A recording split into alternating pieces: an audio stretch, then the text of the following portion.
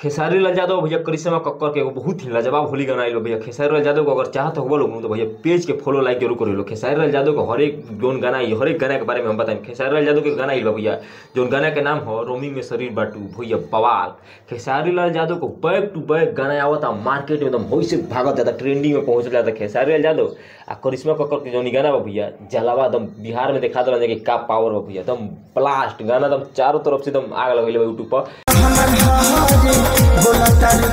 आई गाना के लिखले बड़े कृष्णा बेदर्दी आ एकर म्यूजिक डायरेक्टर बड़े आर एस शर्मा भैया। कृष्णा बेदर्दी आर एस शर्मा नाम के मोहताज नहीं खोजा काहे कि खेसारी लाल यादव के हर एक मौसम के गाना देवलन हर एक मौसम के हर एक सीजन के गाना खेसारी लाल यादव को भैया देवलन आ खेसारी भैया गावेलन गाना एकदम ब्लास्ट तुम चारों तरफ खेसारी खेसारी खेसारी।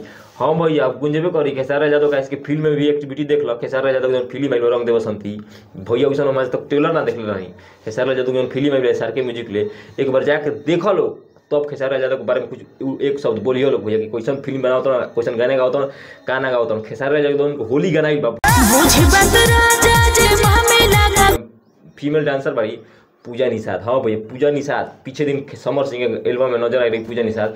अब खेसारी लाल यादव के साथ नजर आई बड़ी भैया उनकर जो आधा बा एक्टिंग बा लिपसिंग बा एकदम बवाल बा चारों तरफ एकदम खेसारी की डांग का हो जाता भैया। अब यूट्यूब पर खाली खेसारी के बोलबाला बा भैया यूट्यूब फेसबुक कैसे कि खेसारी लाल यादव को प्रोग्राम रहे प्रोग्राम खेसारी लाल यादव एकदम बवाल होता भैया 5-5 लाख 4 लाख आदमी देखे पहुँचता खेसारी लाल यादव के।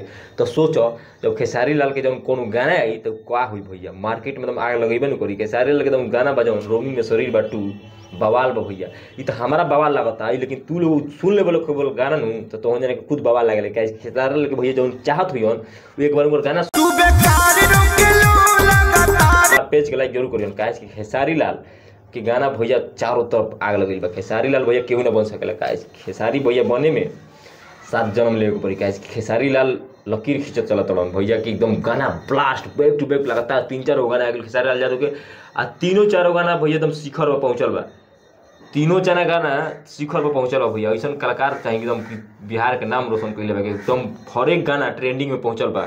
खेसारी लाल यादव के भैया एकदम नींबू खरबूजा बोल 2 बा 150 मिलियन हो गई। अभी 1 महीना होता 150 मिलियन पहुंच गई। अभी यो गाना जब खेसारी लाल होली के आई बात अभी तो होली तो 10-15 दिन बैठे लेकिन जब बाजे लगी खेसारी लाल गाना न चारों तरफ लगन में भैया खाली खेसारी के गाना बाजेला। हमनी देहाती क्षेत्र के होई जा लेकिन बहुत गाना बाजेला खेसारी लाल यादव के हर एक माहौल में खेसारी खेसारी आई जौन गाना इल रोमी में शरीर बाटू एकदम प्यार दुलार बसा के दिखा लो दो लोग जितना भी खेसारी लाल यादव के चाहे वाला बाड़न के दिखा दो कि हाँ फैन बाड़न तो असली केकर बाड़न कट्टर फैन खेसारी लाल यादव केकरो ट्रेंडिंग में गाना जाला एकदम आवते खाली नाम देखे के कौन नाम बा खेसारी यादव के गाना ही बा तुरंत ट्रेंडिंग में पहुंचावे के भाई वो तो फैन बाड़न एकदम कट्टर फैन बाड़न भैया मान गनी हम खेसारी लाल यादव के जितना चाहे वाला बाड़न एकदम भैया सही के हर एक कलाकार के कोनो चाह दिहन एकदम ऊपर पहुंचे कोनो कलाकार हो भैया।